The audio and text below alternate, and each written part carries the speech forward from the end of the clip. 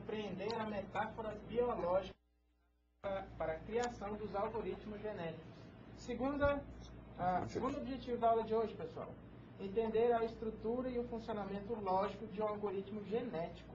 E aí, baseado na inspiração, nós vamos ver como é o funcionamento de fato, o que é necessário ter, como é feita a codificação, todo o mapeamento para que o algoritmo genético possa ser utilizado de maneira eficiente na solução de problemas.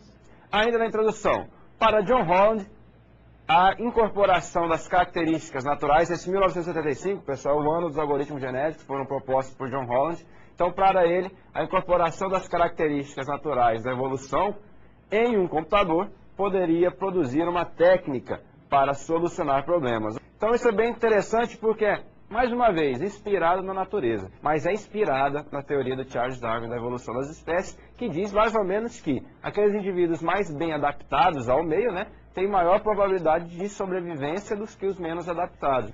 Os algoritmos genéticos são técnicas de busca baseadas nas teorias da evolução, nas quais as variáveis são representadas como genes e um cromossomo. Então, o que acontece? O cromossomo ele é composto por vários genes, não é isso? E cada gene tem sua finalidade, como você falou. Funcionamento, pessoal. Por seleção natural e operadores genéticos, os cromossomos com melhor aptidão são encontrados e geram descendentes. Em relação à implementação, né, Marco? Essa é uma vantagem enorme do algoritmo genético, pessoal. Ele é bem simples de ser implementado. Aí vamos ver aqui. Podemos implementar um algoritmo genético com o simples uso de strings, de bits ou caracteres para representar os cromossomos. E aí é o que a gente está falando. Com um stringzinho, pessoal, com bits, caracteres, um vetorzinho, a gente consegue mapear as aptidões, as características de cada indivíduo. Mas, pessoal, na implementação isso é bem simples. O cromossomo é um vetor. É um vetor. Você declara lá um vetor de caracteres, um vetor de inteiro. Se for trabalhar com binário, um vetor de inteiro, um vetor de byte, de repente resolve. Olha aí o que a gente está falando, né, Marco? O vetor com suas posições, né? Isso. O vetor completo, ele é o cromossomo. E aí cada posição do vetor é um gene que vai mapear uma característica.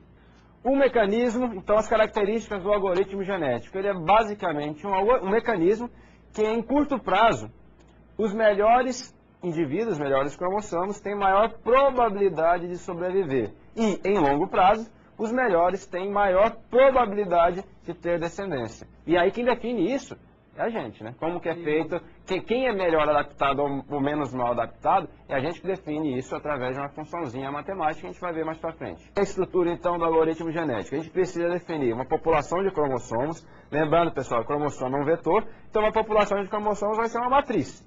Vai ser um vetor de vetor. Vetor de vetor é uma matriz. Então, olha só, uma população. Vão ser vários cromossomos. Tem aqui o conjunto de população. Aqui a gente vai ter o quê? Conjunto de população não, conjunto de cromossomos, que é a população. Aí é aqui a estrutura de funcionamento do algoritmo genético. O que vai acontecer? Primeiro ocorre uma seleção. Quem são os melhores indivíduos? Esses indivíduos vão gerar uma população auxiliar. Vai acontecer o quê? A reprodução. Os melhores indivíduos selecionados e alguns outros vão gerar uma população auxiliar que vai passar por uma reprodução. Depois dessa reprodução, nós teremos um conjunto de descendentes, que é uma população intermediária. Dessa população aqui, que foi gerada, que são os descendentes, com ainda os melhores indivíduos, nós vamos substituir na população primária. Quando esse ciclo fecha, nós temos a geração, uma nova geração. E aí fechou o ciclo. Aí você vai fazer o quê? Vai avaliar. Já está o resultado bom? Já está satisfatório? Finalizou. Não está ainda tem ciclos para percorrer? Repete o ciclo até finalizar toda a estrutura e atender o objetivo do problema. Nem todos os problemas podem ter resultados satisfatórios ou ser representados adequadamente com o algoritmo genético. Operadores genéticos. Temos basicamente 3 operadores. Precisamos de pelo menos 3 operadores para o algoritmo genético funcionar bem. Não estou falando que só são esses 3, existem algumas variações, mas os principais são seleção. operador de seleção, ele realiza o quê? O processo de adaptabilidade e sobrevivência, ou seja, vai determinar qual indivíduo ou quais indivíduos que são compostos pelos cromossomos, né? Quais vão passar para as próximas gerações, quais serão descartados e quais vão seguir, que é a seleção natural, né, proposta por Darwin.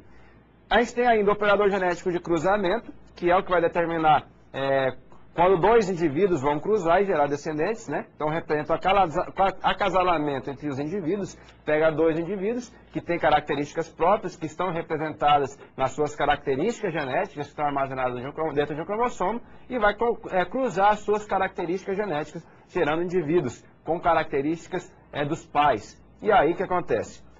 Esses indivíduos, eles podem ainda ter um terceiro operador genético, sofrer mutação. Ou seja, sofrer mutação, já comentamos, é quando aparecem modificações aleatórias. E essas modificações podem ser bem-vindas ou não. Então seria mais ou menos uma coisa bem simples. Vamos imaginar um ambiente aqui, uma sala, como esse estúdio aqui, solta um robô, e aí com o algoritmo genético, de repente, ele começa a explorar uma região específica, um canto da sala.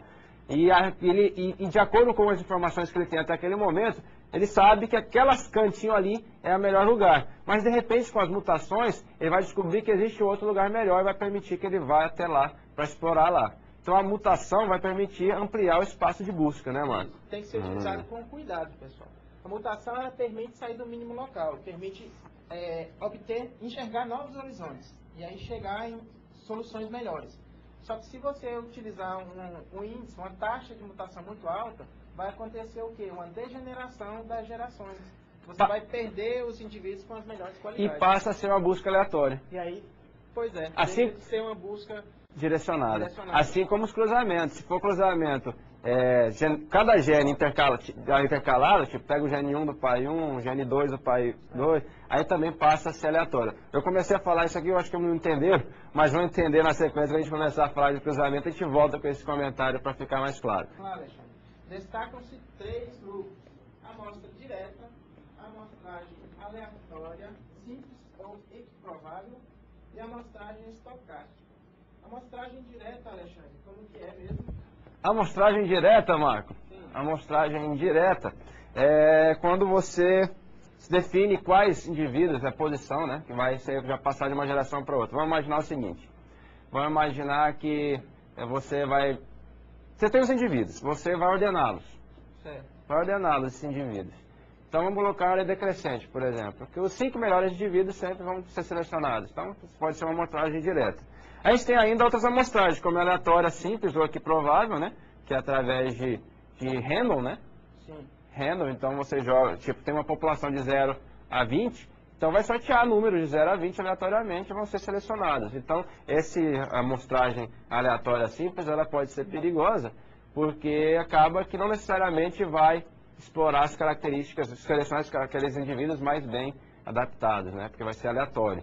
A estocástica, seleção por sorteio, por resto, por roleta ou por torneio. Também tem outros tipos, como classificação. O que é cada uma dessas, pessoal? Vamos ver, então, a por roleta, que é bem interessante e fácil de compreender. Que é talvez a mais usada também. Talvez a mais utilizada dentro da estocástica. O que é a seleção por roleta? Método simples que consiste em criar uma roleta na qual cada cromossomo possui segmento proporcional à sua aptidão. Opa! É muita coisa aí, né? Não, pessoal, é bem simples. O que vai acontecer? O indivíduo que é mais apto, ele vai ter imagina uma pizza. O indivíduo mais apto vai ter o maior pedaço da pizza. E aí os menos aptos vão ter uma faixa menor. E aí depois você coloca o quê? Bota a roleta para girar.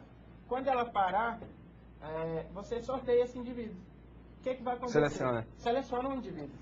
O indivíduo que é mais apto, ele tem a maior faixa. Então a probabilidade dele ser selecionado é muito maior. E aí, dessa maneira, a gente tem uma seleção não tão simples, igual aqueles outros modelos, mas tem uma seleção que a gente dá um benefício para os indivíduos que são melhores. Vamos pensar computacionalmente. Então, a gente vai distribuir os indivíduos proporcionalmente numa roleta, digamos aí, ou numa pizza. No gráfico em pizza, vocês viram em estatística, vai distribuir os indivíduos proporcionalmente a essa estrutura.